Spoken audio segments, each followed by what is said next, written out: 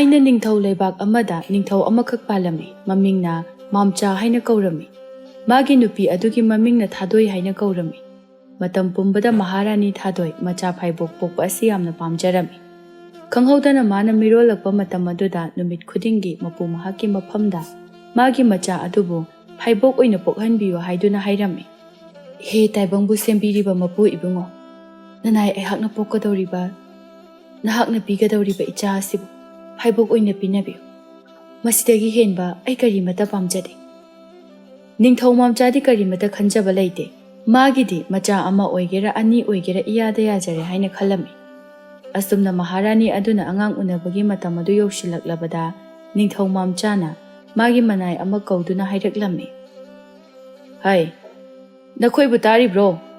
ꯅꯈꯣꯏ ꯀꯅꯥ ꯀꯅꯥ ꯈꯔ ꯆꯠꯇꯨꯅ ꯃꯥꯏꯕ ꯑꯃꯇ ꯀꯧꯔꯨꯆꯣ, ꯈꯔ ꯊꯨꯅ ꯆꯠꯂꯣ꯫ ꯐꯒꯅꯤ ꯅꯤꯡꯊꯧ꯫ ꯋꯥꯁꯤ ꯍꯥꯏꯔꯒ ꯇꯣꯝꯕ ꯑꯃꯗꯤ ꯃꯤꯑꯣꯏ ꯈꯔ ꯄꯨꯟꯅ ꯆꯠꯇꯨꯅ ꯃꯥꯏꯕ ꯑꯃ ꯀꯧꯕ ꯆꯠꯂꯝꯃꯤ꯫ ꯂꯥꯏꯕꯛ ꯊꯤꯕ ꯍꯥꯏꯕꯗꯨꯁꯨ ꯊꯣꯛꯂꯗ꯭ꯔꯥ? ꯂꯩꯕꯥꯛ ꯑꯗꯨꯗ ꯂꯩꯕ ꯑꯃꯥꯏꯕ ꯈꯨꯗꯤꯡꯃꯛ ꯂꯣꯏꯅ ꯃꯁꯥ ꯃꯁꯥꯒꯤ ꯃꯌꯨꯝ ꯊꯥꯗꯣꯛꯇꯨꯅ ꯆꯠꯅꯈꯤꯔꯝꯃꯤ꯫ ꯃꯇꯧ ꯑꯗꯨꯗ ꯀꯛꯉꯥꯎꯅꯔꯕ ꯃꯅꯥꯏꯁꯤꯡ ꯑꯗꯨ ꯅꯤꯡꯊꯧꯒꯤ ꯃꯐꯝꯗ ꯀꯔꯤ ꯄꯥꯎꯈꯨꯝ ꯄꯤꯒꯅꯤ ꯈꯟꯕꯗ ꯌꯥꯝꯅ ꯋꯥꯖꯔꯝꯃꯤ꯫ ꯄꯥꯛ ꯆꯥꯎꯔꯕ ꯂꯩꯄꯥꯛ ꯑꯁꯤꯗ ꯑꯃꯥꯏꯕ ꯑꯃꯠꯇ ꯂꯩꯔꯝꯗ꯭ꯔꯕ ꯑꯗꯨꯗ ꯃꯊꯥ ꯁꯥꯔꯝꯃꯤ꯫ ꯀꯝꯗꯧꯒꯅꯤ ꯃꯔꯨꯞꯁꯥ? ꯑꯃꯥꯏꯕꯁꯨ ꯊꯤꯕ ꯌꯥꯕ ꯊꯤꯔꯤ, ꯀꯅꯥ ꯑꯃꯠꯇꯁꯨ ꯂꯩꯇꯦ꯫ ꯑꯩꯈꯣꯏꯕꯨ ꯍꯟꯈꯤꯕꯅ ꯐꯔꯗ꯭ꯔꯥ?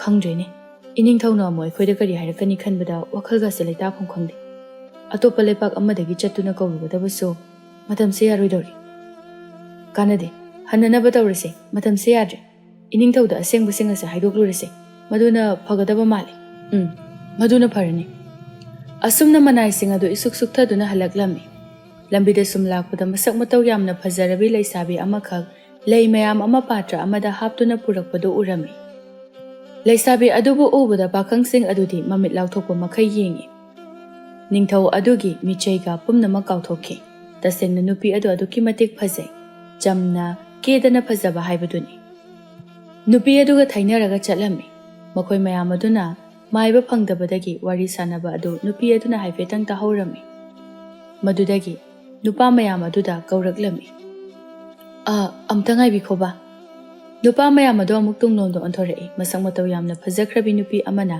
ꯌꯥꯝꯅ ꯏꯊꯥ ꯊꯥꯖꯗꯅ ꯀꯧꯔꯛꯄ ꯑꯗꯨꯗ ꯃꯈꯣꯏ ꯃꯌꯥꯝꯗꯤ ꯃꯤꯍꯨꯜ ꯑꯗꯨ ꯂꯦꯞꯄ ꯂꯩꯇꯅ ꯆꯣꯡꯂꯛꯂꯝꯃꯤ꯫ ꯇꯣꯝꯕꯅ ꯍꯥꯏꯔꯛꯂꯝꯃꯤ꯫ ꯀꯔꯤ ꯍꯥꯏꯒꯗꯕꯅꯣ? ꯅꯨꯄꯤ ꯑꯗꯨꯅ ꯈꯨꯝꯂꯛꯏ꯫ ꯅꯈꯣꯏ ꯃꯌꯥꯝꯅ ꯁꯥꯟꯅꯔꯤꯕꯗꯨꯕꯨ ꯂꯩꯕꯥꯛ ꯑꯁꯤꯗ ꯑꯃꯥꯏꯕ ꯃꯥꯏꯕꯤ ꯑꯝꯇ ꯂꯩꯇ꯭ꯔꯦ ꯍꯥꯏꯕ ꯋꯥꯐꯝ ꯑꯁꯤꯒꯤꯔꯥ? ꯃꯥꯅꯤ, ꯑꯩꯈꯣꯏ ꯊꯤꯕ ꯌꯥꯕ ꯊꯤꯔꯨꯔꯦ, ꯑꯗꯨꯕꯨ ꯑꯃꯠꯇ ꯊꯦꯡꯅꯔꯛꯇꯦ꯫ ꯂꯩꯕꯥꯛ ꯑꯁꯤ ꯊꯥꯗꯣꯛꯇꯨꯅ ꯆꯠꯈ꯭ꯔꯦ ꯍꯥꯏꯅ ꯂꯣꯏꯅ ꯍꯥꯏꯔꯛꯏ꯫ ꯅꯨꯄꯤ ꯑꯗꯨꯅ ꯃꯣꯃꯣꯟ ꯅꯣꯛꯂꯒ, ꯃꯗꯨꯒꯤꯗꯃꯛꯇꯗꯤ ꯀꯔꯤꯃꯠꯇ ꯋꯥꯕꯤꯔꯨꯒꯅꯨ, ꯑꯩꯍꯥꯛꯁꯦ ꯑꯃꯥꯏꯕꯤ ꯑꯃꯈꯛꯅꯤ, ꯃꯤꯡꯅ ꯊꯝꯕꯥꯜ ꯀꯧꯏ꯫ ꯅꯨꯄꯤ ꯑꯗꯨꯒꯤ ꯋꯥꯗꯨ ꯇꯥꯕꯗ ꯅꯨꯄꯥ ꯃꯌꯥꯝ ꯑꯗꯨ ꯂꯣꯏꯅ ꯉꯛꯅꯔꯝꯃꯤ꯫ ꯈꯔ ꯑꯃꯗꯤ ꯅꯨꯄꯤ ꯑꯗꯨꯗ ꯉꯥꯎꯕ ꯍꯦꯟꯃꯟꯈꯤꯕꯅ ꯋꯥ ꯉꯥꯡꯕ ꯐꯥꯎꯕ ꯊꯣꯛꯆꯤꯜꯂꯛꯈꯤꯗ꯭ꯔꯦ꯫ ꯃꯇꯝ ꯑꯗꯨꯗꯗꯤ ꯑꯃꯥꯏꯕ ꯑꯃꯥꯏꯕꯤ ꯍꯥꯏꯕꯁꯤ ꯃꯤꯌꯥꯝꯅ ꯌꯥꯝꯅ ꯄꯥꯝꯅꯔꯝꯃꯤ, ꯌꯥꯝꯅ ꯀꯜꯂꯛꯅꯔꯝꯃꯤ, ꯃꯈꯣꯏꯕꯨ ꯌꯥꯝꯅ ꯋꯥꯡꯅ ꯄꯨꯛꯅꯤꯡ ꯊꯧꯒꯠꯄꯤꯔꯝꯃꯤ꯫ ꯇꯣꯝꯕꯁꯨ ꯉꯁꯥꯏ ꯃꯈꯩ ꯋꯥ ꯉꯥꯡꯂꯝꯕꯗꯣ ꯍꯧꯖꯤꯛꯇꯤ ꯇꯨꯃꯤꯟ ꯂꯩꯈ꯭ꯔꯦ꯫ ꯈꯣꯝꯕꯅ ꯍꯥꯏꯔꯛꯂꯝꯃꯤ꯫ ꯑꯗꯨꯗꯤ ꯊꯝꯕꯥꯜ, ꯑꯩꯈꯣই ꯀꯣꯅꯨꯡꯗ ꯍꯧꯖꯤꯛꯃꯨꯛ ꯆꯠꯅꯅꯕ ꯇꯧꯔꯁꯦ꯫ ꯃꯇꯝ ꯑꯁꯦ ꯌꯥꯁꯤꯜꯂꯛꯇ꯭ꯔꯦ꯫ ꯏꯅꯤꯡꯊꯧꯅ ꯑꯩꯈꯣꯏꯕꯨ ꯍꯜꯂꯛꯇꯦ ꯍꯥꯏꯗꯨꯅ ꯁꯥꯎꯔꯝꯂꯒꯅꯤ꯫ ꯐꯅꯤ, ꯆꯠꯂꯁꯦ꯫ ꯃꯈꯣꯏ ꯃꯌꯥꯝꯗꯨ ꯁꯨꯝ ꯆꯠꯃꯤꯟꯅꯔꯤꯉꯩ ꯈꯣꯝꯕꯅ ꯃꯔꯛ ꯊꯠꯅ ꯊꯝꯕꯥꯜꯗ ꯍꯪꯂꯛꯏ꯫ ꯊꯝꯕꯥꯜꯕꯨ ꯆꯍꯤ ꯀꯌꯥ ꯁꯨꯕꯤꯔꯒꯦ? ꯌꯨꯝ ꯀꯩꯒꯗꯤ ꯄꯥꯜꯂꯝꯒꯅꯤ ꯊꯥꯖꯗꯦ꯫ ꯑꯩ ꯆꯍꯤ 18 ꯁꯨꯖꯔꯦ, ꯂꯨꯍꯣꯡꯗ꯭ꯔꯤꯗ, ꯂꯨꯍꯣꯡꯕꯒ ꯐꯤꯕꯝ ꯑꯃ ꯏꯆꯥ ꯆꯥꯗ꯭ꯔꯤ꯫ ꯑꯍꯜ ꯂꯃꯟ ꯑꯅꯤꯗꯨꯁꯨ ꯃꯄꯥꯡꯒꯜ ꯌꯥꯝꯅ ꯁꯣꯜꯂꯤ꯫ ꯃꯥꯒꯤ ꯋꯥ ꯑꯗꯨꯗ ꯇꯨꯡꯗ ꯇꯥꯗꯨꯅ ꯏꯟꯅꯔꯛꯂꯤꯕ ꯅꯨꯄꯥꯁꯤꯡ ꯑꯗꯨꯗꯤ ꯃꯥꯒꯤ ꯃꯔꯝꯗ ꯈꯪꯅꯤꯡꯕꯅ ꯃꯁꯥꯗꯣ ꯈꯧꯔꯥꯡꯉꯤ꯫ ꯈꯣꯝꯕꯅ ꯃꯈꯥ ꯇꯥꯅ ꯑꯃꯨꯛ ꯍꯪꯂꯛꯏ꯫ ꯏꯆꯤꯜ ꯏꯅꯥꯎꯕꯨ ꯀꯌా ꯁꯨꯕꯤꯒꯦ? ꯏꯇꯣꯝꯇꯔꯣ? ꯏꯕꯨꯡ ꯑꯃꯗꯤ ꯂꯩꯔꯝꯃꯤ, ꯑꯗꯨꯕꯨ ꯂꯥꯏꯕꯛ ꯊꯤꯕꯗꯒꯤ ꯁꯥ ꯇꯥꯟꯕ ꯆꯠꯄꯗ ꯁꯣꯏꯈꯤꯕꯗꯒꯤ ꯃꯁꯦꯟ ꯃꯃꯥꯟꯅꯕ ꯑꯃꯅ ꯊꯦꯡꯅ ꯀꯥꯞꯄꯗꯒꯤ ꯂꯩꯈꯤꯗ꯭ꯔꯦ꯫ ꯀꯨꯏꯔꯦ, ꯑꯩꯅ ꯆꯍꯤ 19 ꯈꯛꯇꯃꯛ ꯐꯥꯔꯛꯄ ꯑꯗꯨꯋꯥꯏꯗꯅꯤ꯫ ꯌꯥꯝ ꯅꯨꯡꯉꯥꯏꯇꯦ ꯄꯥꯎꯁꯦ ꯇꯥꯕꯗ꯫ ꯇꯥꯏꯕꯪ ꯃꯤꯑꯣꯏꯕꯒꯤ ꯃꯄꯣꯛ ꯍꯥꯏꯕꯁꯤꯗꯤ ꯇꯝꯕ ꯉꯝꯕ ꯅꯠꯇꯦ꯫ ꯁꯤꯕ ꯍꯥꯏꯕꯁꯤꯗꯤ ꯃꯤꯑꯣꯏꯕꯒꯤ ꯄꯨꯟꯁꯤꯗ ꯁꯨꯡꯁꯣꯏ ꯁꯣꯏꯗꯅ ꯂꯥꯛꯀꯗꯕ, ꯊꯤꯡꯕ ꯉꯝꯂꯔꯣꯏꯗꯕ ꯄꯣꯠꯁꯛ ꯑꯃꯅꯤ꯫ ꯄꯨꯟꯁꯤ ꯆꯨꯞꯄꯒꯤ ꯅꯤꯡꯁꯤꯡꯍꯧꯗꯨꯅ ꯂꯩꯕꯁꯤ ꯅꯠꯇꯅ ꯆꯠꯈ꯭ꯔꯕ ꯃꯈꯣꯏꯒꯤꯗꯃꯛꯇ ꯀꯔꯤꯕꯨ ꯇꯧꯔꯨꯒꯅꯤ? ꯃꯔꯨꯞꯅ ꯍꯥꯏꯔꯤꯕ ꯋꯥꯐꯝꯁꯤꯡ ꯑꯗꯣ ꯌꯥꯝꯅ ꯆꯨꯝꯃꯤ꯫ ꯆꯠꯈ꯭ꯔꯕ ꯃꯈꯣꯏꯒꯤꯗꯃꯛ ꯑꯩꯅ ꯇꯧꯕ ꯉꯝꯕꯁꯨ ꯀꯔꯤꯃꯠꯇ ꯂꯩꯇꯦ꯫ ꯑꯗꯨꯕꯨ ꯃꯈꯣꯏꯒꯤ ꯃꯊꯧꯅꯥ ꯑꯃꯗꯤ ꯅꯤꯡꯁꯤꯡ ꯈꯨꯕꯝ ꯑꯗꯨꯕꯨ ꯂꯥꯠꯆꯍꯧꯕ ꯅꯠꯇꯅ꯫ ꯇꯣꯝꯕ ꯍꯟꯗꯛꯇꯤ ꯋꯥ ꯉꯥꯡꯂꯛꯂꯦ꯫ Thambal, matang chaba matamda aina soidana nangi mateng panglaki. Kaisu warun. Aina nangi imung manungbusu yengsinbigani. Tombagi wa aduda nupa ataidusu kalakna rami kutum tasenduna wa ngangingbana loire. Khombana hairai. Thambal, nangi tangai fadaba matam leirakanda aingonde hekta pau piro. Aina nangi nateng soidana tawgan. Aisu lairaba machan. Nangi thamoida phauriba tariba mamising ado mayek singna ui. Nupa amana amuk hairai. Thambal, aisu nangi damak lepli. Nangi mateng soidana tawgani.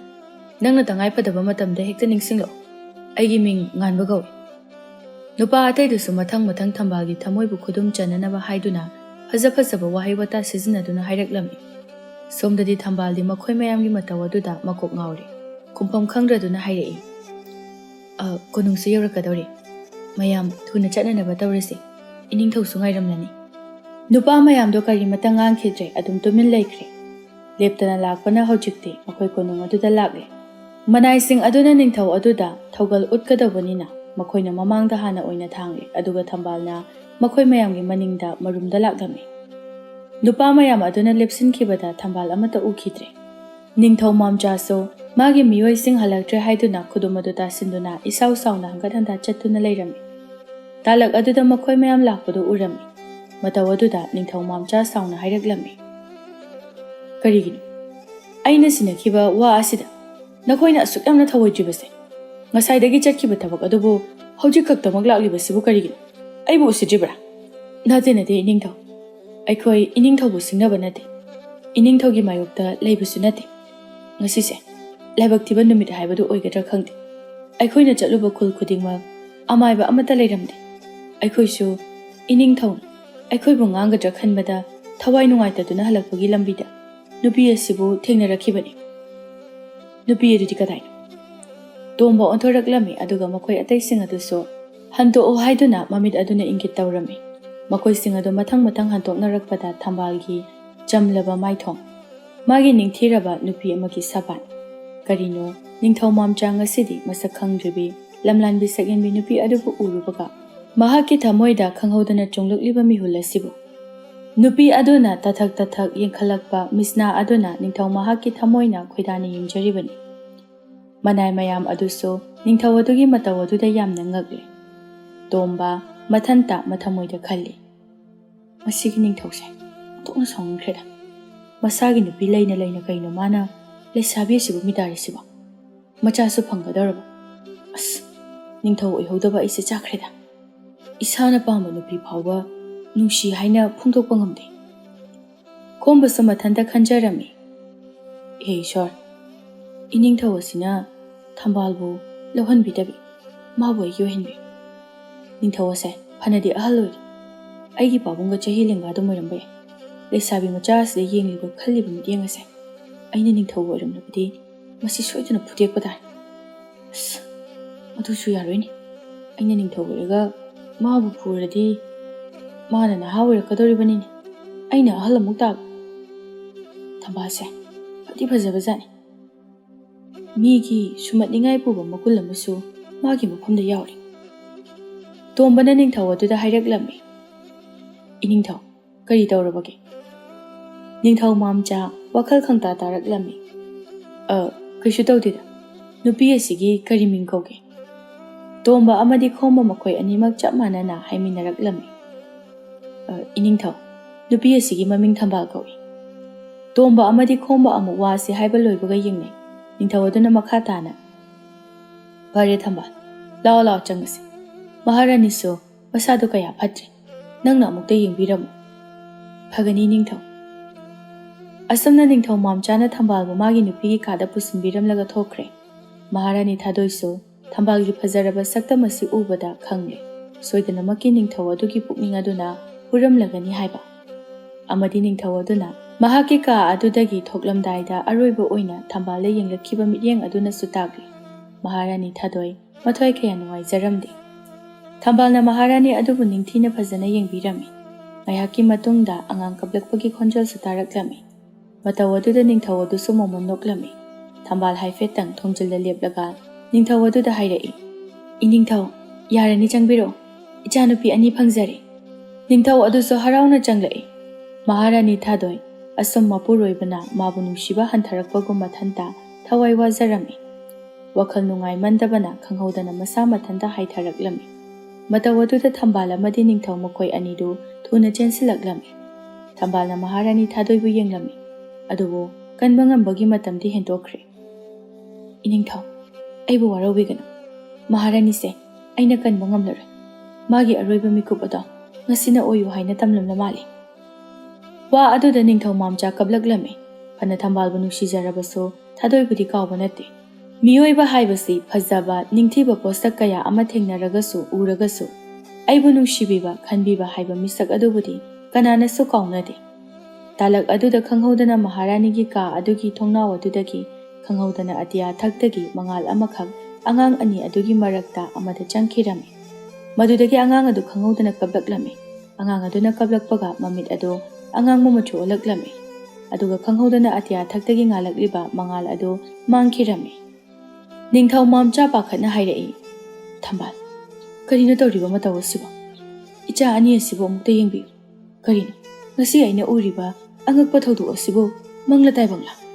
ꯊꯝꯕꯥꯜꯅ ꯑꯉꯥꯡ ꯑꯃꯗ ꯌꯦꯡꯉꯤ, ꯑꯃꯗꯤ ꯀꯩꯁꯨ ꯇꯧꯔꯝꯗꯦ꯫ ꯃꯉꯥꯜ ꯐꯥꯎꯔꯛꯈꯤꯕ ꯑꯉꯥꯡ ꯑꯗꯨꯃꯗꯤ ꯌꯦꯡꯕꯗ ꯃꯥꯒꯤ ꯃꯁꯥꯗ ꯏꯍꯨꯜ ꯑꯃꯈꯛ ꯐꯥꯎꯔꯛꯂꯝꯃꯤ꯫ ꯏꯅꯤꯡꯊꯧ, ꯑꯉꯥꯡ ꯑꯃꯁꯤꯗꯤ ꯀꯔꯤꯁꯨ ꯑꯀꯥꯏꯕ ꯂꯩꯇꯦ, ꯑꯗꯨꯒ ꯑꯃꯁꯤꯅ ꯃꯁꯥꯒꯤ ꯃꯤꯇ꯭ꯔꯪꯒꯤ ꯑꯣꯏꯕ ꯁꯛꯇꯤ ꯑꯃꯗꯤ ꯄꯥꯏꯖꯔꯤ꯫ ꯃꯁꯦ ꯃꯇꯧ ꯀꯝꯗꯧꯅ ꯂꯥꯛꯈꯤꯕꯅꯣ ꯍꯥꯏꯕꯗꯨꯃꯗꯤ ꯑꯩꯍꯥꯛꯁꯨ ꯈꯪꯖꯗ꯭ꯔꯦ, ꯑꯗꯨꯕꯨ ꯃꯁꯦ ꯃꯄꯨ ꯃꯍꯥꯛꯀꯤ ꯑꯉꯛꯄ ꯈꯨꯗꯣꯜꯂꯣꯏꯕꯅꯤ꯫ ꯇꯧꯕꯇꯕꯨ ꯑꯉꯥꯡ ꯅꯨꯄꯤ ꯑꯁꯦ ꯃꯄꯥꯡꯒꯜ ꯌꯥꯝꯅ ꯀꯟꯒꯅꯤ, ꯃꯃꯤꯠ ꯌꯥꯝꯅ ꯊꯧꯒꯅꯤ꯫ ꯂꯥꯞꯅ ꯂꯩꯔꯤꯕ ꯄꯨꯝꯅꯃꯛ ꯃꯥꯒꯤ ꯃꯃꯤꯠ ꯑꯁꯤꯅ ꯎꯕ ꯐꯪꯕꯒꯤ ꯈꯨꯗꯣꯡꯆꯥꯕ ꯂꯩꯒꯅꯤ꯫ ꯑꯗꯨꯒ ꯑꯉꯥꯡ ꯑꯁꯤꯅ ꯊꯋꯥꯏ ꯅꯨꯡꯉꯥꯏꯔꯛꯇꯕꯗ ꯀꯞꯂꯛꯄ ꯊꯣꯛꯂꯕꯗꯤ ꯃꯥꯒꯤ ꯃꯃꯤꯠ ꯑꯅꯤꯃꯛ ꯑꯉꯥꯡꯕ ꯃꯆꯨ ꯑꯣꯜꯂꯛꯀꯅꯤ꯫ ꯃꯔꯝ ꯑꯁꯤꯅꯅꯤ ꯑꯉꯥꯡ ꯑꯁꯤꯒꯤ ꯁꯛꯐꯝ ꯑꯁꯦ ꯑꯣꯜꯂꯛꯂꯤꯕꯁꯦ꯫ ꯅꯤꯡꯊꯧ ꯃꯥꯝꯆꯥ ꯊꯝꯕꯥꯜꯒꯤ ꯋꯥ ꯑꯗꯨꯗ ꯌꯥꯝꯅ ꯉꯛꯄ ꯐꯥꯎꯔꯝꯃꯤ꯫ ꯄꯨꯝꯅꯃꯛ ꯃꯄꯨ ꯃꯍꯥꯛꯀꯤ ꯈꯨꯗꯣꯜꯅꯤ ꯍꯥꯏꯗꯨꯅ ꯈꯟꯗꯣꯛꯂꯒꯦ꯫ ꯃꯃꯥꯅ ꯅꯧꯅ ꯍꯨꯟꯗꯣꯛꯄꯤꯔꯝꯂꯕ ꯏꯆꯥ ꯑꯅꯤꯁꯤꯒꯤ ꯈꯟꯕꯗ ꯑꯩ ꯂꯩꯐꯝ ꯆꯥꯐꯝ ꯑꯃ ꯈꯪꯂꯣꯏꯗꯧꯔꯤ꯫ ꯃꯗꯨꯒꯤꯗꯃꯛꯇꯗꯤ ꯏꯅꯤꯡꯊꯧꯒꯤ ꯑꯅꯤꯁꯨꯕ ꯅꯨꯄꯤ ꯑꯃ ꯂꯨꯍꯣꯡꯕꯅ ꯐꯒꯅꯤ ꯍꯥꯏꯅ ꯈꯜꯂꯤ꯫ ꯑꯗꯨꯕꯨ ꯏꯆꯥ ꯑꯅꯤ ꯑꯁꯤꯕꯨ ꯂꯨꯅ ꯇꯧꯕꯤꯒꯗꯕ ꯑꯅꯤꯁꯨꯕ ꯅꯨꯄꯤ ꯑꯃꯗꯤ ꯑꯩ ꯄꯥꯝꯃꯤ꯫ ꯊꯥꯖꯕ ꯂꯩꯇ꯭ꯔꯕ ꯇꯥꯏꯕꯪꯄꯥꯜ ꯑꯁꯤꯗ ꯀꯗꯥꯏꯗꯅꯣ ꯑꯩꯅ ꯑꯩꯒꯤ ꯏꯆꯥꯒꯤ ꯃꯃꯥ ꯊꯤꯔꯨꯒꯗꯕ? ꯏꯅꯤꯡꯊꯧ, ꯃꯄꯨ ꯃꯍꯥꯛꯅ ꯇꯝꯕꯤꯔꯝꯕ ꯑꯃꯗꯤ ꯁꯣꯏꯗꯅ ꯂꯩꯔꯝꯒꯅꯤ, ꯑꯩꯈꯣꯏ ꯉꯥꯏꯃꯤꯟꯅꯔꯁꯤ꯫ ꯑꯗꯨꯕꯨ ꯑꯩꯅ ꯌꯥꯝꯅ ꯊꯥꯖꯕ ꯃꯤꯁꯛ ꯑꯃꯈꯛꯇꯤ ꯂꯩ, ꯑꯗꯨꯕꯨ ꯃꯍꯥꯛꯅꯗꯤ ꯌꯥꯔꯛꯀꯗ꯭ꯔꯥ ꯌꯥꯔꯛꯂꯣꯏꯗ꯭ꯔꯥ ꯍꯥꯏꯕ ꯑꯩ ꯈꯪꯕ ꯉꯝꯗꯦ꯫ ꯃꯤꯁꯛ ꯑꯗꯣ ꯀꯅꯥꯅꯣ ꯍꯦꯛꯇ ꯍꯥꯏꯕꯤꯌꯨ, ꯑꯩꯅ ꯁꯣꯏꯗꯅ ꯏꯅꯤꯡꯊꯧꯒꯤ ꯑꯄꯥꯝꯕ ꯄꯨꯝꯕ ꯅꯤꯡꯕ ꯊꯨꯡꯍꯟꯖꯒꯅꯤ, ꯃꯥꯏ ꯄꯥꯛꯍꯟꯖꯒꯅꯤ꯫ ꯃꯤꯁꯛ ꯑꯗꯣ ꯅꯍꯥꯛꯅꯤ ꯊꯝꯕꯥꯜ꯫ ꯅꯪꯅ ꯑꯩꯒꯤ ꯏꯆꯥ ꯑꯁꯤꯕꯨ ꯁꯣꯏꯗꯅ ꯅꯨꯡꯁꯤꯕꯤꯕ ꯉꯝꯒꯅꯤ ꯍꯥꯏꯅ ꯑꯩꯅ ꯊꯥꯖꯩ, ꯑꯃꯗꯤ ꯅꯪꯅ ꯑꯩꯒꯤ ꯏꯔꯜ ꯏꯊꯨꯝ ꯑꯁꯤꯕꯨ ꯃꯤꯍꯧꯔꯝꯂꯣꯏ ꯍꯥꯏꯕ ꯑꯩꯅ ꯈꯜꯂꯤ꯫ ꯑꯩꯅ ꯍꯥꯏꯔꯤꯕ ꯋꯥꯐꯝ ꯑꯁꯦ ꯈꯨꯗꯣꯡꯆꯥꯕ ꯂꯧꯕꯗꯤ ꯅꯠꯇꯦ, ꯑꯗꯨꯕꯨ ꯑꯩꯒꯤ ꯏꯆꯥ ꯑꯁꯤꯒꯤꯁꯨ ꯈꯟꯗꯕ ꯌꯥꯗꯦ꯫ ꯅꯪꯒꯤ ꯈꯪꯅꯖꯕ ꯂꯩꯔꯒꯅ ꯑꯃꯨꯛ ꯀꯔꯤ ꯊꯣꯛꯄ?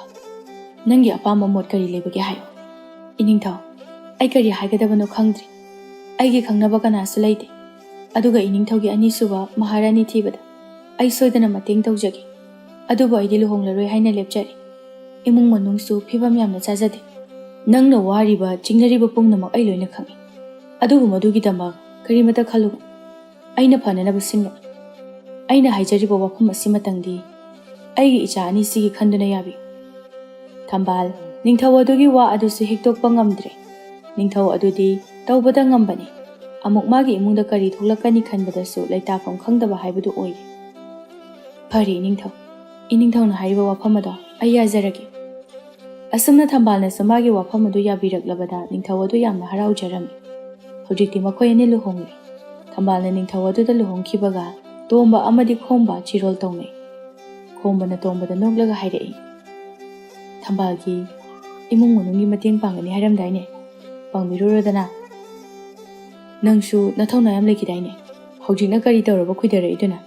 ꯃꯅꯥꯛꯇ ꯆꯪꯁꯤꯜꯂꯒ ꯉꯥꯡꯈꯣꯗꯅ꯫ ꯌꯥꯝ ꯍꯥꯏꯖꯤꯜꯂꯛꯀꯅꯨꯀꯣ, ꯑꯩ ꯊꯃꯣꯏ ꯌꯥꯝꯅ ꯀꯥꯏꯔꯤꯕꯖꯥꯠꯅꯤ꯫ ꯑꯣ, ꯀꯥꯏꯕꯤꯔꯨꯔꯅꯣ, ꯍꯧꯖꯤꯛꯇꯤ ꯅꯤꯡꯊꯧ ꯑꯁꯤꯒꯤ ꯅꯨꯄꯤ ꯑꯣꯏꯈ꯭ꯔꯦꯗꯅ, ꯑꯗꯣ ꯑꯣꯟꯊꯣꯛꯅ ꯄꯥꯝꯗꯤ ꯄꯥꯝꯃꯨꯈ꯭ꯔꯦ꯫ ꯑꯩꯅ ꯂꯧꯖꯒꯦ ꯈꯟꯕ ꯅꯨꯄꯤꯁꯦ ꯉꯁꯤ ꯐꯥꯎꯕꯗ ꯑꯃꯠꯇ ꯍꯦꯛꯇ ꯐꯪꯗꯕ ꯅꯠꯇꯦ꯫ ꯑꯩꯕꯨ ꯄꯥꯈꯪ ꯁꯔꯤ ꯑꯣꯏꯔꯒ ꯂꯦꯜꯂꯣ ꯀꯥꯏꯅꯒ ꯑꯩꯒꯤ ꯂꯥꯏꯕꯛ ꯑꯁꯤꯗꯒ ꯏꯔꯝꯂꯕ ꯖꯥꯠꯂꯥ? ꯈꯣꯝꯕꯅ ꯐꯥꯒꯤ ꯇꯧꯁꯤꯜꯂꯛꯏ, ꯍꯥꯏꯒꯨꯝꯗꯅ ꯑꯗꯨꯃꯥꯏꯅ ꯇꯝꯂꯝꯕ ꯇꯥꯏ ꯂꯥꯏꯕꯛꯇꯨꯗꯤ ꯁꯝ ꯑꯝꯇ ꯌꯥꯎꯗ꯭ꯔꯦ ꯆꯤꯔꯥꯏꯅ ꯍꯥꯏꯖꯤꯜꯂꯦ ꯀꯅꯥꯅꯕꯨ ꯌꯥꯔꯛꯀꯗꯧꯔꯤꯒꯦ ꯑꯩꯒꯨꯝꯕꯒꯤ ꯁꯕꯥꯟꯁꯨ ꯅꯠꯇꯦ ꯑꯣ ꯌꯥꯔꯦ ꯊꯧꯅꯥ ꯂꯩꯕ ꯈꯗꯥꯡꯗꯒꯤ ꯅꯈꯣꯏꯗꯣ ꯍꯥꯟꯅ ꯑꯝꯇ ꯀꯛꯊꯠꯂꯣ ꯑꯗꯨꯒ ꯐꯪꯗ꯭ꯔꯤꯕ ꯅꯨꯄꯤꯕꯨ ꯐꯪꯕ꯭ꯔꯥ ꯌꯦꯡꯉꯨ ꯀꯥꯟꯅꯗꯦ ꯅꯪꯒ ꯋꯥꯔꯤ ꯁꯥꯟꯅꯗꯅ ꯃꯇꯝ ꯃꯥꯡꯉꯦ ꯑꯩ ꯑꯃꯨꯛꯇ ꯋꯥꯈꯜꯁꯦ ꯏꯪꯊꯅꯕ ꯏꯁꯤꯡ ꯈꯤꯇ ꯊꯧꯈꯤꯒꯦ ꯋꯥꯁꯦ ꯍꯥꯏꯔꯒ ꯇꯣꯝꯕꯗꯨ ꯆꯠꯈ꯭ꯔꯦ ꯊꯝꯕꯥꯜꯅ ꯑꯉꯥꯡ ꯑꯅꯤ ꯑꯗꯨꯕు ꯌꯥꯝꯅ ꯂꯨꯅ ꯇꯧꯕꯤꯔꯝꯃꯤ ꯃꯤꯇ꯭ꯔꯪꯒꯤ ꯃꯁꯛ ꯑꯣꯏꯔꯕ ꯑꯉꯥꯡ ꯑꯗꯨꯅ ꯂꯥꯏꯖ ꯍꯥꯏꯅ ꯀꯧꯔꯝꯃꯤ ꯑꯗꯨꯒ ꯏꯆꯝ ꯆꯝꯕ ꯃꯅꯥꯎꯅꯨꯄꯤ ꯑꯗꯨꯅ ꯂꯦꯝꯕꯤ ꯍꯥꯏꯅ ꯀꯧꯔꯝꯃꯤ ꯃꯈꯣꯏ ꯑꯅꯤꯗꯨ ꯃꯁꯛꯁꯨ ꯀꯔꯤꯃꯠꯇ ꯈꯦꯠꯅꯗꯅ ꯃꯥꯟꯅꯔꯝꯃꯤ ꯅꯤꯡꯊꯧꯃꯥꯝꯆꯥꯒꯤ ꯑꯣꯏꯅꯗꯤ ꯃꯆꯥ ꯑꯃꯅ ꯃꯤꯇ꯭ꯔꯪꯒꯤ ꯃꯁꯛ ꯑꯣꯏꯔꯕꯅꯤꯅ ꯏꯆꯝ ꯆꯝꯖꯕ ꯀꯔꯤꯁꯨ ꯃꯤꯇ꯭ꯔꯪꯒꯤ ꯁꯛꯇꯤ ꯄꯥꯏꯖꯗꯕ ꯃꯆꯥ ꯑꯗꯨꯕꯨꯅ ꯌꯥꯝꯅ ꯂꯨꯅ ꯍꯦꯟꯅ ꯈꯟꯖꯔꯝꯃꯤ ꯃꯔꯝꯗꯤ ꯃꯤꯇ꯭ꯔꯪ ꯄꯥꯏꯕ ꯃꯆꯥ ꯑꯗꯨꯗꯤ ꯃꯁꯥꯅ ꯃꯁꯥꯕꯨ ꯉꯥꯛꯊꯣꯛꯆꯕꯒꯤ ꯄꯥꯡꯒꯜ ꯌꯥꯝꯅ ꯋꯥꯡꯏ ꯑꯗꯨꯒ ꯑꯇꯣꯞꯄ ꯃꯆꯥꯅꯨꯄꯤ ꯑꯗꯨꯃꯗꯤ ꯃꯥꯒꯤ ꯄꯥꯡꯒꯜ ꯂꯩꯇꯦ ꯅꯤꯡꯊꯧꯃꯥꯝꯆꯥ ꯃꯈꯣꯏ ꯑꯅꯤꯃꯛ ꯆꯞ ꯃꯥꯟꯅꯅ ꯅꯨꯡꯁꯤ ꯄꯨꯟꯁꯤ ꯆꯨꯞꯄ ꯃꯆꯥ ꯑꯅꯤꯗꯨꯅ ꯅꯨꯡꯁꯤꯅꯅ ꯑꯃꯅ ꯑꯃꯒꯤ ꯃꯇꯦꯡ ꯇꯧꯅꯗꯨꯅ ꯑꯃꯗꯤ ꯑꯃꯅ ꯑꯃꯕꯨ ꯌꯩꯈꯥꯏ ꯊꯤꯡꯒꯥꯏꯕꯒꯤ ꯋꯥꯈꯜ ꯑꯁꯤ ꯄꯣꯛꯅꯔꯛꯇꯅꯕꯒꯤꯗꯃꯛꯇ ꯄꯤꯛꯂꯤꯉꯩꯗꯒꯤ ꯍꯧꯅ ꯃꯈꯣꯏ ꯑꯅꯤꯕꯨ ꯈꯠꯅꯍꯟꯗꯅ ꯁꯥꯎꯅꯍꯟꯗꯅ ꯌꯥꯝꯅ ꯅꯨꯡꯁꯤ ꯆꯥꯟꯅꯅ ꯋꯥꯈꯜ ꯃꯥꯟꯅꯅ ꯂꯣꯏꯅꯍꯜꯂꯛꯂꯝꯃꯤ ꯃꯇꯝꯅ ꯄꯨꯔꯛꯄ ꯈꯣꯡꯆꯠꯇ ꯃꯍꯥꯔꯥꯅꯤ ꯊꯝꯕꯥꯜꯒꯤꯁꯨ ꯃꯆꯥꯅꯨꯄꯥ ꯑꯃ ꯌꯥꯎꯖꯔꯦ ꯃꯆꯥꯅꯨꯄꯥ ꯑꯗꯨꯅ ꯄꯥꯔꯤ ꯍꯥꯏꯅ ꯊꯣꯜꯂꯝꯃꯤ ꯆꯍꯤ ꯈꯔ ꯍꯧꯖꯤꯟꯈ꯭ꯔꯦ ꯍꯧꯖꯤꯛꯇꯤ ꯂꯥꯏꯖ ꯑꯃꯗꯤ ꯂꯦꯝꯕꯤ ꯃꯈꯣꯏ ꯑꯅꯤꯗꯨ ꯆꯍꯤ 9 ꯆꯞ ꯆꯥꯅ ꯐꯥꯔꯦ ꯐꯥꯏꯕꯣꯛꯁꯨ ꯑꯣꯏꯕꯅ ꯐꯤꯖꯣꯜ ꯂꯩꯕꯗ ꯆꯞ ꯃꯥꯟꯅꯕ ꯉꯥꯛꯇ ꯂꯩꯔꯝꯃꯤ ꯃꯥꯟꯅꯅ ꯁꯦꯠꯄ ꯑꯗꯨꯅꯁꯨ ꯃꯈꯣꯏ ꯃꯆꯤꯟ ꯃꯅꯥꯎ ꯑꯅꯤꯗꯨ ꯌꯥꯝꯅ ꯍꯔꯥꯎꯖꯩ ꯅꯣꯡꯃꯒꯤ ꯅꯨꯃꯤꯠ ꯑꯃꯗ ꯅꯤꯡꯊꯧꯃꯥꯝꯆꯥ ꯁꯥꯗꯥꯟꯕ ꯆꯠꯈꯤꯔꯝꯃꯤ ꯃꯍꯥꯔꯥꯅꯤ ꯊꯝꯕꯥꯜ ꯊꯣꯔꯛꯇꯨꯅ ꯍꯥꯏꯔꯛꯏ ꯂꯥꯏꯖ ꯂꯦꯝꯕꯤ ꯅꯈꯣꯏ ꯑꯅꯤꯕꯨ ꯇꯥꯕ꯭ꯔꯣ ꯇꯥꯔꯦ ꯏꯃꯥ ꯀꯩ ꯍꯥꯏꯒꯦ ꯏꯃꯥ ꯉꯁꯤꯗꯤ ꯂꯥꯏ ꯈꯨꯔꯨꯝꯕ ꯆꯠꯂꯨꯒꯦ ꯄꯥꯔꯤꯁꯦ ꯄꯨꯔꯗꯤ ꯌꯥꯔꯔꯣꯏ ꯃꯥꯕꯨ ꯁꯦꯟꯅꯒꯗ꯭ꯔꯥ ꯏꯃꯥ ꯀꯣꯛ ꯑꯃ ꯉꯥꯎꯔꯅꯤ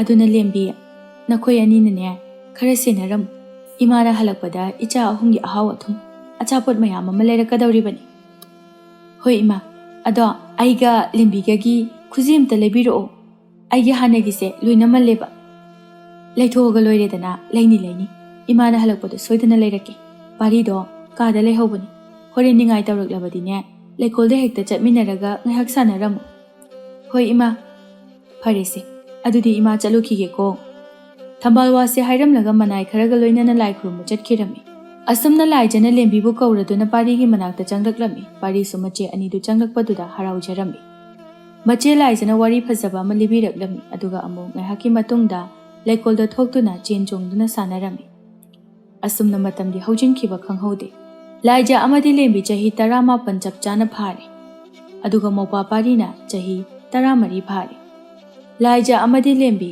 ꯀꯩꯗꯧꯅꯨꯡꯗ ꯊꯥꯗꯣꯛꯅꯗꯦ ꯅꯨꯄꯥ ꯑꯃꯠꯇꯒꯤ ꯋꯥꯈꯜꯁꯨ ꯈꯟꯗꯦ ꯃꯅꯤꯡꯇꯝꯅ ꯂꯩꯔꯝꯃꯤ ꯅꯣꯡꯃꯗꯤ ꯂꯥꯏꯖ ꯃꯇꯣꯝꯇ ꯈꯨꯜ ꯌꯦꯡꯕ ꯂꯥꯛꯂꯝꯃꯤ ꯂꯝꯕꯤꯗ ꯂꯥꯛꯄꯗ ꯃꯆꯥꯅꯨꯄꯤ ꯑꯃꯈꯛꯅ ꯃꯃꯥ ꯂꯩꯈꯤꯗꯕꯒꯤ ꯇꯦꯡꯊꯥꯗꯨꯅ ꯀꯞꯄꯗꯨ ꯎꯕꯗ ꯃꯍꯥꯛꯁꯨ ꯃꯥꯒꯤ ꯊꯃꯣꯏꯗ ꯅꯨꯡꯉꯥꯏꯇꯕ ꯄꯣꯛꯂꯛꯂꯝꯃꯤ ꯀꯞꯄ ꯌꯥꯗꯕ ꯂꯥꯏꯖ ꯃꯄꯤ ꯏꯔꯥ ꯆꯦꯜꯂꯛꯄꯒ ꯃꯥꯒꯤ ꯃꯃꯤꯠ ꯑꯗꯨ ꯉꯥꯡꯂꯩꯅꯕ ꯍꯧꯔꯛꯂꯝꯃꯤ ꯃꯇꯧ ꯑꯗꯨꯗ ꯂꯥꯏꯖ ꯃꯤꯌꯥꯝꯅ ꯃꯥꯕꯨ ꯎꯈ꯭ꯔꯒꯅꯤ ꯈꯟꯗꯨꯅ ꯊꯨꯅ ꯁꯒꯣꯜ ꯑꯗꯨꯗ ꯀꯥꯈꯠꯇꯨꯅ ꯆꯠꯈ꯭ꯔꯦ ꯀꯣꯅꯨꯡ ꯑꯗꯨ ꯌꯧꯕꯒ ꯃꯥꯒꯤ ꯀꯥꯗ ꯆꯪꯁꯤꯟꯗꯨꯅ ꯀꯞꯄꯤ ꯂꯦꯝꯕꯤꯁꯨ ꯂꯥꯏꯖꯅ ꯆꯦꯟꯁꯤꯜꯂꯛꯂꯤꯕꯗꯨ ꯎꯍꯧꯏ ꯃꯥꯁꯨ ꯀꯥ ꯑꯗꯨꯗ ꯆꯪꯂꯛꯂꯤ ꯂꯥꯏꯖꯕꯨ ꯀꯣꯟꯁꯤꯟꯗꯨꯅ ꯍꯥꯏꯔꯛꯏ ꯂꯥꯏꯖ ꯀꯩꯗꯧꯔꯒꯦ ꯅꯪꯅ ꯀꯞꯂꯤꯕꯗꯨꯕꯣ ꯂꯦꯝꯕꯤ ꯀꯔꯤꯒꯤꯅꯣ ꯑꯩꯅ ꯄꯣꯛꯂꯛꯄ ꯃꯇꯝꯗ ꯃꯤ ꯈ꯭ꯋꯥꯏꯒ ꯃꯥꯟꯅꯗꯅ ꯇꯝꯊꯤꯅ ꯄꯣꯛꯂꯝꯂꯤꯕꯁꯤꯕꯣ ꯂꯦꯝꯕꯤ ꯂꯥꯏꯖꯒꯤ ꯃꯃꯤꯠ ꯑꯗꯨꯅ ꯉꯥꯡꯂꯛꯄꯗꯨ ꯎꯔꯦ ꯃꯥꯒꯤ ꯋꯥꯍꯪ ꯑꯗꯨꯒꯤ ꯄꯥꯎꯈꯨꯝ ꯑꯗꯨꯁꯨ ꯋꯥꯈꯜ ꯇꯥꯔꯦ ꯂꯥꯏꯖ ꯃꯗꯨꯒꯤꯗꯃꯛꯇꯕꯨ ꯀꯞꯄ ꯍꯧꯅꯕ꯭ꯔꯣ ꯃꯄꯨ ꯃꯍꯥꯛꯅ ꯅꯪꯒꯤꯗꯃꯛꯇ ꯀꯠꯊꯣꯛꯄꯤꯔꯛꯂꯕ ꯈꯨꯗꯣꯜꯅꯤ ꯃꯁꯤꯅ ꯅꯪꯕꯨ ꯄꯥꯡꯒꯜ ꯁꯛꯇꯤ ꯌꯥꯝꯅ ꯌꯥꯎꯍꯜꯂꯤꯕꯅꯤ ꯑꯩꯗꯤ ꯅꯪꯒꯨꯝꯅ ꯑꯣꯏꯔꯝꯂꯕꯅꯤꯅꯦ ꯌꯥꯝꯅ ꯍꯔꯥꯎꯅꯤ ꯈꯪꯕ꯭ꯔꯥ ꯑꯗꯨꯕꯨ ꯂꯦꯝꯕꯤ ꯑꯩꯁꯨ ꯅꯈꯣꯏꯒꯨꯝꯅ ꯍꯤꯡꯅꯤꯡꯏ ꯀꯔꯤꯒꯨꯝꯕ ꯏꯃꯥ ꯄꯥꯕꯨꯡꯒꯤ ꯃꯇꯝ ꯑꯗꯨ ꯌꯧꯁꯤꯜꯂꯛꯂꯕꯗ ꯑꯩꯒꯤ ꯃꯤꯠ ꯑꯁꯤꯗꯒꯤ ꯃꯤꯠꯂꯨ ꯄꯤꯔꯥꯡ ꯑꯃ ꯐꯥꯎꯕ ꯇꯥꯕ ꯉꯝꯗꯅ ꯋꯥꯅ ꯈꯪꯒꯗꯕꯗꯣ ꯑꯩ ꯄꯥꯝꯗꯦ ꯑꯃꯗꯤ ꯃꯤꯌꯥꯝꯅ ꯎꯈ꯭ꯔꯒ ꯈꯪꯈ꯭ꯔꯒ ꯑꯩꯕꯨ ꯀꯔꯤꯅꯤ ꯍꯥꯏꯅ ꯈꯟꯈꯤꯅꯤ ꯑꯩꯕꯨ ꯇꯥꯏꯕꯪ ꯃꯤꯑꯣꯏꯕꯅꯤ ꯍꯥꯏꯅ ꯈꯟꯕ ꯉꯝꯈꯤꯗ꯭ꯔꯥ ꯂꯦꯝꯕꯤ ꯂꯥꯏꯖꯒꯤ ꯋꯥꯗꯨꯗ ꯃꯥꯁꯨ ꯈꯨꯝꯐꯝ ꯈꯪꯈꯤꯗ꯭ꯔꯦ ꯃꯥꯅ ꯍꯔꯥꯎꯅꯕ ꯋꯥ ꯀꯌా ꯑꯃ ꯃꯔꯛ ꯊꯠꯇꯨꯅ ꯍꯥꯏꯔꯛꯂꯝꯃꯤ ꯀꯥꯟꯅꯗꯦꯁꯦ ꯉꯁꯤꯗꯤ ꯀꯣꯏꯕꯗꯨꯝ ꯆꯠꯂꯨꯁꯤ ꯈꯨꯜ ꯑꯃꯗ ꯀꯣꯏꯔꯨꯁꯤ ꯂꯥꯛꯑꯣ ꯀꯣꯏꯔꯨꯁꯤ ꯂꯥꯛꯑꯣꯕ ꯂꯣꯏꯁꯤꯜꯂꯣ ꯆꯠꯂꯣ ꯂꯦꯝꯕꯤꯅ ꯂꯥꯏꯖꯕꯨ ꯅꯝꯗꯨꯅ ꯂꯣꯏꯁꯤꯜꯍꯜꯂꯒ ꯀꯣꯏꯕ ꯄꯨꯊꯣꯔꯛꯂꯝꯃꯤ ꯑꯁꯨꯝꯅ ꯃꯈꯣꯏ ꯑꯅꯤꯗꯨ ꯁꯒꯣꯜ ꯑꯃꯈꯛꯇꯗ ꯀꯥꯈꯠꯂꯛꯂꯝꯃꯤ ꯈꯨꯜ ꯑꯇꯣꯞꯄ ꯑꯃꯗ ꯂꯥꯛꯏ ꯃꯗꯨꯗ ꯂꯝꯕꯤ ꯑꯅꯤ ꯊꯣꯛꯇꯨꯅ ꯂꯩꯔꯝꯂꯦ lambi ani do karambada chatsige haina wakhal tawrami. Lambi animak miyoi chatnaba urami. Amadi mi kaya pakna chatnaba ude. Amadi mi anambana chatnai. Laija, masigi mi yamna chatnadaba lambi sida hana chatlurasi. Masina khara ingchikadaba mali. Mi su yamna tarama. Hoi lambi, ai sumaduna phagani haina khalli. Asumna machil manaw ani do punna lambi oi thangba du da changlak lambi. Anambana lambi ado uwata na hauduna yomlami. Yengbadade aduki matik uche waya mayam aduna khongba aduga pukning huningai oiba mafamni. Lembi masana laimai aduda makhongna chatningi haiduna chatlami. Laijesu kumtharakle. Asum nok tuna makhoi ani do lakminarami. Asumna lakpana yamna mallaba yum amakhak leirami. Madu hek yengbada achamba yumdi mande ningthaugi konunggumba mali. Angakpani mafam asidasu konung leiramlibasi. Aina khanbada konung ase yamna liraba mali. Kana amatabu leiba ude miyoi kharadi leifam thoi. Laijana haifetang manungda changduna yenglurasi kari leibage haibado ningthoklurasi. Khudongthiba thokadoriba jala natragana changdabana phagadro. Masidi kaisu tawrisi ai yawrisidi. Makhoi ani do punna changminaraklami thong adusu mirangi mahumna yomli. Laijana makhongna thong aduda kaurami aduga changlaklami. Manungdana kharamak nale. Asaba murti kaya amasu leirami madu ubada makhoi ani do angakpa phawrami. Amadi konung adugi mayaida yamna phajaba mani mukta ama iranglangna thambadu urami. Madu ubada makhoi ani do chensilaklami. Laijana mani mukta adubu makhut aduna pairami. Madudagi khanghaudana konung adu niklami.